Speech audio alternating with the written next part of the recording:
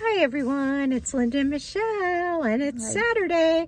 Happy 4th of July weekend. We just saw the movie called Past Lives. Yeah, it was a movie that we personally had not seen advertised prior to it being in today, but we decided we would go see it. It doesn't have really any superstar actors in it, you know, not that I recognize, but it was an interesting movie. It was a movie you need to think about what the movie was trying to get across to you, the message. There was a message going on in the movie. Linda? Yeah, first of all, let me start by saying it is subtitled. We did not know that when we went. It's a Korean movie, and most of it, almost all of it, is subtitled. There is some parts, but and honestly, I tend to not really like subtitled movies because I have a really hard time reading the title, the caption, and watching the movie at the same time. The scenes just go by too fast. I guess I read slow. I don't know. But that said, the movie moves slow enough to be able to read the captions and watch the movie. So one thing about it, it did move slowly, and it's almost giving you time to think about what they were thinking about, the reflection that was going on with that particular scene. Yeah, it was very slow moving. Yeah. I really liked the movie. It gives you some things to think about. It's the kind of movie that if I were at home and put that on, I probably would have turned it off. And so it kind of reminded me of why I choose to go to a theater to see movies, because it forces me to watch it, you know, when I might not at home. And I'm glad I did watch this one. It kind of, for me, it's about two childhood friends and life's journey surrounding them. And I have childhood friends, and so and we have maintained, we lost contact for many years and have, you know, years as adults, and in different states. And so I could like read a lot into this movie. Like I could understand a lot of the emotions. This was totally different because this was a 12-year-olds who really liked each other and probably would have dated growing up had they maintained that relationship. Yeah, and one of them had to immigrate, and she was no longer in the picture.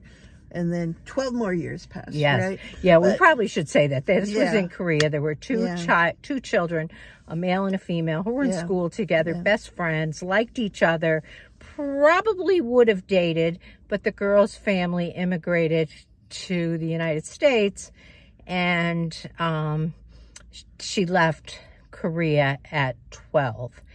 And then there was a reconnection 12 years later, and then another reconnection. 12 years after that, right? And all that happened, and I don't want to spoil the movie by giving you too much information, but there is one scene that takes place in a bar between this woman and the man as adults, and another person, another American, who all seated together at this bar, and the emotions that were going on during that scene were just like, I don't know, it was just really like palatable. You could feel everything that was happening. I just thought it was a great movie. To me, I liked it. I didn't. Some of it was a little slower than I would have preferred, but I think it kind of was, I don't know if this is the message it was giving, but it's sort of how the routes that our lives take and what may have been is not what actually happens, and you wonder sometimes what route that would happen, you know, things would take. If these children stayed together, how would things be? Would they be in Korea now and maybe together? Yeah. And each of their lives took different directions, and I think that happens with most of us throughout our lives. We reach a point, and it's a turn in the road kind of thing, whether we stay on the road or do we move off of that road. So it's a movie you want to think about once it's over, or talk about too, I think, because there's a lot to say for it. I'd love to hear some of your opinions when you see it, and even, you know, share some of your thoughts in the comments if you'd like, and, you know, as a community, maybe we can talk about it. I just honestly thought it was just really a special kind of a movie.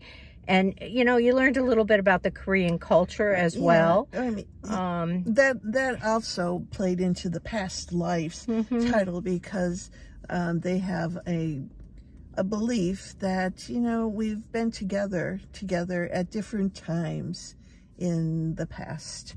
Perhaps, I think that's, you know, maybe they were king and queen, or, you know, you might have been something else in your imagination past that's, that you met this person before.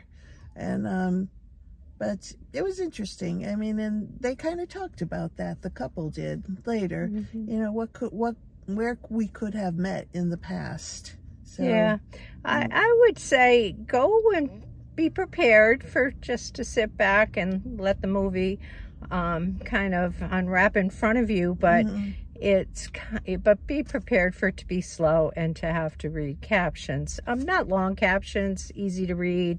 You could probably really just kind of figure out what they were saying by just watching the movie, to be honest. Yeah, it was, no, the captions, but to me, the captions were fine. They were big. They were white. They were easy to read. They were brief. But they tell the story too. I mean, because a big part of it was being spoken in Korean. A big part of the movie was being spoken in Korean. Now, we had another friend with us when we went to see this. She did not really like the movie. She found it to be very slow and didn't think the ending was what it should be, was waiting for a different ending when it ended. And I kind of almost had that feeling, though, too. And I'm thinking, it's over. I mean, I understand why it ended at that point, but I don't know why. I thought there might be another scene or two at the end of it that might have changed the outcome a little bit. It just seemed such an appropriate ending to me. And so, like, just sometimes you just don't know what you're feeling. Like in some situations in life, like, you're just hard to decipher exactly what you're feeling and how to work through those feelings or speak about them. And there was so much unspoken that you could see, and in the end they spoke it all, and to me that really made the movie. But I would rate it with an 8. Okay, I'm going with the 7. Okay. Yeah, I'm gonna go with the 7 on this one. So but again, like Linda says, go see it. Let us know. Yeah, please. Let us know what you think. I always love reading your comments, even the negative ones that tell us that we, like, missed something big, like in Asteroid City. I know we missed a whole lot there. We really missed a lot in that one, for sure. But tell us what we missed, if anything, or, you know, what you got out of these things. Please like our video if you like our video. And if you haven't subscribed yet, we'd love to have you as a subscriber, so we reach 150 million subscribers by the end of the year. And we're on track for that, because we have like 300 and some now. But anyhow, catch you in the next one. Yep. Have a good long weekend. Hopefully you have a long weekend. Yeah. Happy 4th of July. Bye-bye. Bye.